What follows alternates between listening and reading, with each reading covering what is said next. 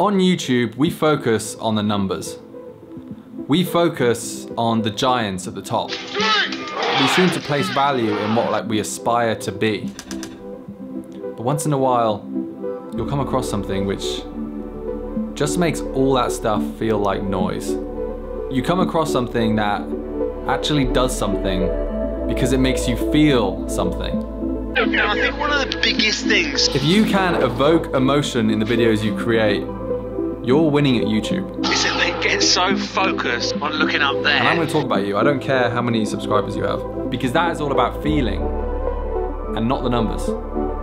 They just hate the idea of starting from the bottom.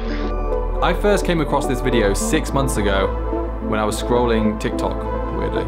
And I watched this whole thing and I was like, wow, who is this guy and how has he made this video?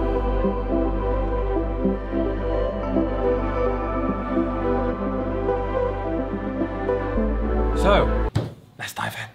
This might sound strange, but for the first 35 years of my life, I thought the marathon was about running. International Festival of Sports. When I was a kid, it was just this sports event that was on TV. You know, I just thought it was this thing for people that like running a really long way. So, just look at this scene. This is an event and he's right in the middle of it. Can you appreciate how much better this is than if he was just standing against the wall? That little jog at the start is activity, you know, it's good. Definitely way better than just standing there. The confidence in talking to camera outdoors in a public place like that as well. I don't know why, but I do feel like it's less common in the UK. So when you do see it, like this guy. Ooh, it's intriguing. Okay, so we've got the environment, we've got how he's moving, we've got how he's talking, we've also got what he's saying. This might sound strange, but for the first 35 years of my life. Okay, so straight away we learned that Ali's gonna tell us something strange, and that's intriguing. The drum section. What this actually does, it actually holds our attention. Even though we're having to wait longer to find out what it is that sounds strange, the way this is edited is like introducing the subject of the film. It also helps break up too much talking. Rather than having a load of talking and then a load of music with cutaway shots, we kind of splice the two together, and Ali does a lot of that. It also works if we're seeing the musicians. Oh, there's so many layers to this, it's crazy. So not only are we seeing like drummers and drumming with the drum music, it makes sense to see the musicians earlier on in the film, because you know later on when we really get into the meat of the connection, it's a weird word, you know, having the musicians there when you're talking about the connection between the runners and the people watching and their families, it's not as strong, it's kind of disconnected. So having that early on is good. Setting the scene. It's just, see, this is why this stuff is just next level. No one's doing stuff like this. I don't see it. I thought the marathon was about running. Yes, that does sound rather strange. That's good because it confirms our opening statement. This might sound strange, but more importantly, it's also opened the question to the viewer, wait, so is the marathon not about running? What is it about? International Festival. Yes, he just threw a black frame in there for a second. running. If you can do that, honestly, you know what you're doing. Oh, my brain is exploding. International Festival. See that? That's the pause is synced with the music. It's on the beat. When I was a kid, it was just. And on top of that, we have Ali saying. When I was a kid, it was just this sports event that was on TV. And we're seeing old footage of runners on the TV. So for that couple of seconds, we are Ali as a child watching the TV. This also fits perfectly with the opening statement that Ali made. But for the first 35 years of my life. It's nostalgia, it links. And another thing, the use of sound effects really helps like solidify that rhythm that we're feeling. When I was a kid, it was just this sports event that was on TV. The gears, you know, the little like weeps, like It was on TV. it's called like whooshes or swooshes or whatever. That's how we already have a really good rhythm between the music and Ali's narrative, but like the sound effects just help like really like pad it up, you know? Really like, I don't know what the phrase would be, but you know. The cherry on the top. Bing. But then I also realized, and you know what, it was like the 10th time I've watched this.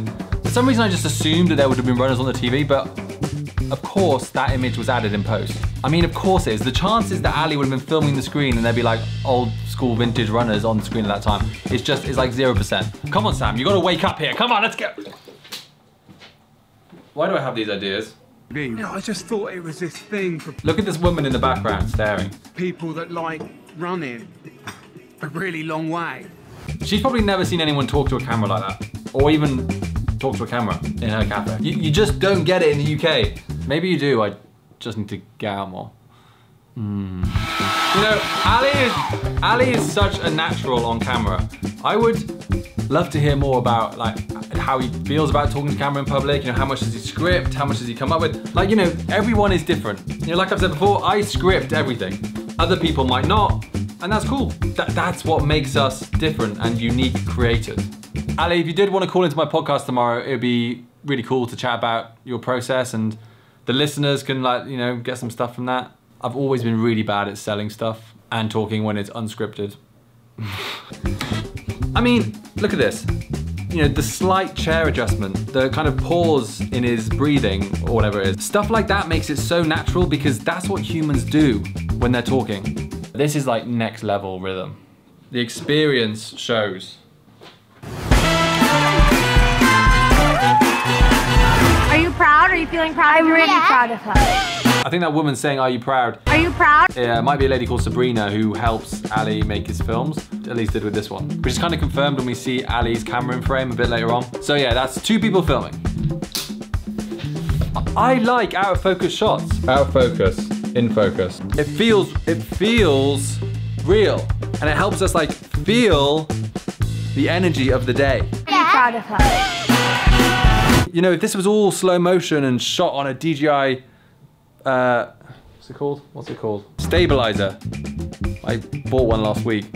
It's not gonna help us feel like it's real. Oh man, I just thought of something else.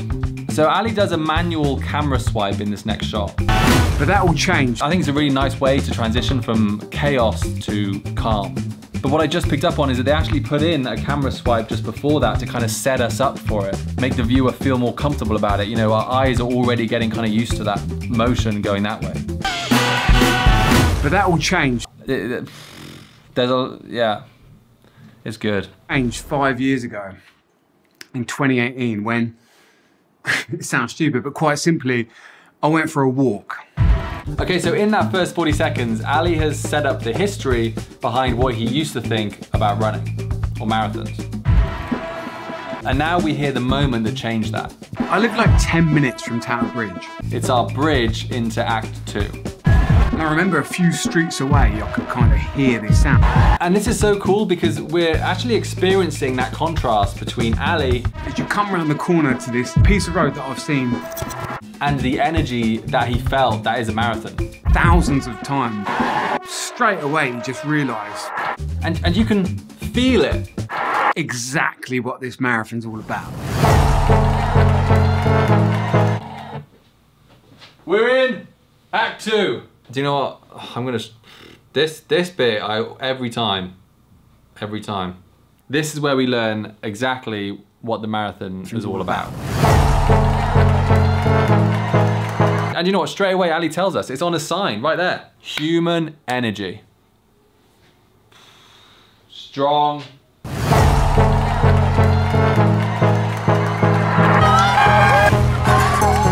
The moment you get to the side of that road, you see that every single one of these 58,000 runners is running for something or someone else. Maybe someone else that's fighting a battle. Maybe it's a battle that they've been fighting themselves. Or a lot of the time in remembrance of someone that lost that battle. Wow, and this music, something about this, fuck. Look, I'm welling up. I don't know if you can see, but yeah, fuck. Shiny, see? Shiny. But I don't need to prove anything. Whatever. That physical response that I'm getting from watching this, and as a viewer, like you feel watching it, that's actually the answer to Ali's Act 1, and how marathons aren't just about running.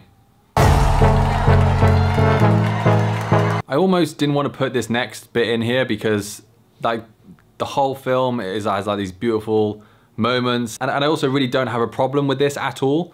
But because this is like a filmmaking breakdown video, I gotta talk about it. This is Sabrina. This is the woman from earlier. Are you proud? Are you feeling proud? And so this is a slightly set up shot. They made the sign. Probably what happened is Sabrina went around there and said to them, oh, do you guys mind just amping up a little bit for this shot we're gonna get? Because you can tell like 4 of them are looking at the camera, which is a classic kind of non-filmmaker person thing to do. Remember when I said everyone is somewhere between 1 and 99% not being truthful in their content. Maybe someone else that's fighting a battle. Maybe it's a battle that they've been fighting themselves. See what Ali's doing here? As he's talking, as he's saying things, he's giving visual examples. You know, even just maybe someone else is fighting a battle, we've got like 2 people kind of consoling each other a little bit.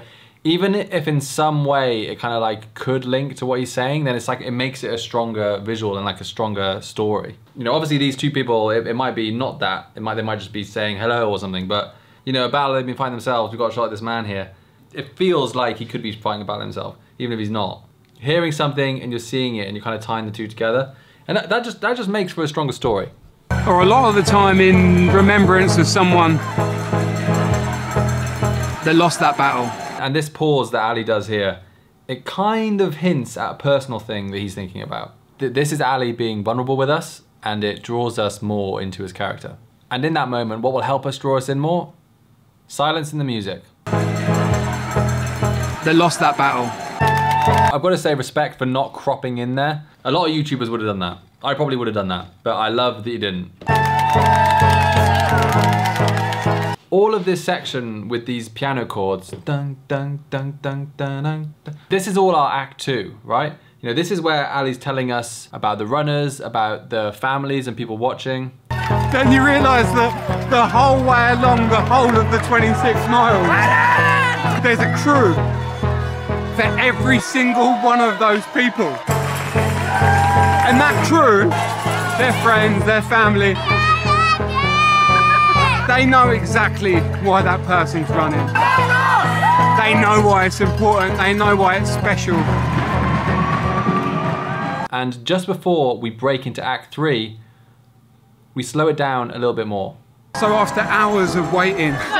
And he talks about what happens when the 2 things that we've just talked about in Act 2. They see that person coming up this road from however far away. The runners and the people watching, what happens when they connect?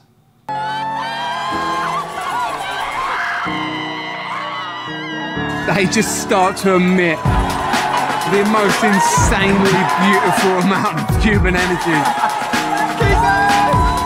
And this girl shows us this human energy. It's emotional and you can see it in her face. It's real.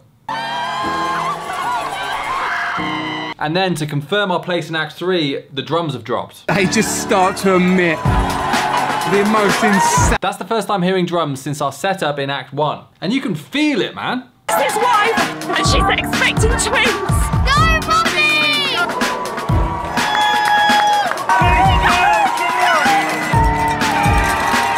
So not only are 2 subjects connecting, but he goes further than that to say that... And what happens next is even more crazy, even more special, because the people next to the crew, they can't help but join in. It's infectious, this energy is infectious. And the delivery from Ali here is just spot on. Yes, yes, yes, yes. Well done! Can do. Yes, come on! Come on, Nicky! And before you know it, you've got 1 million people lining the streets of London cheering for complete strangers. Do you know what's amazing about that moment actually is that, like, you know, he's like shouting and you really feel like, I think they must have put some sound effects below of like people cheering and stuff, because it doesn't look like people are going mad around him. Like they're actually even looking around at him to be like, oh, well, who's this guy shouting? Which is like another thing that like Ali's doing to try and like bring this story to life sort of thing. Because you really feel it in his voice, you know, you feel that energy.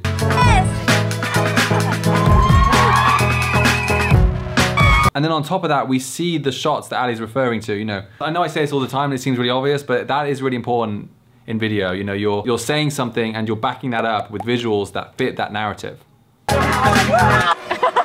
Hey there.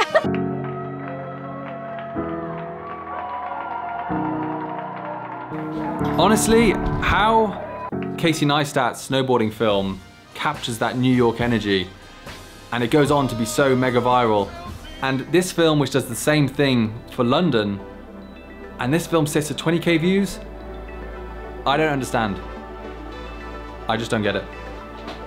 This right here, this is raw talent. Ali doesn't do shit because everyone else does it.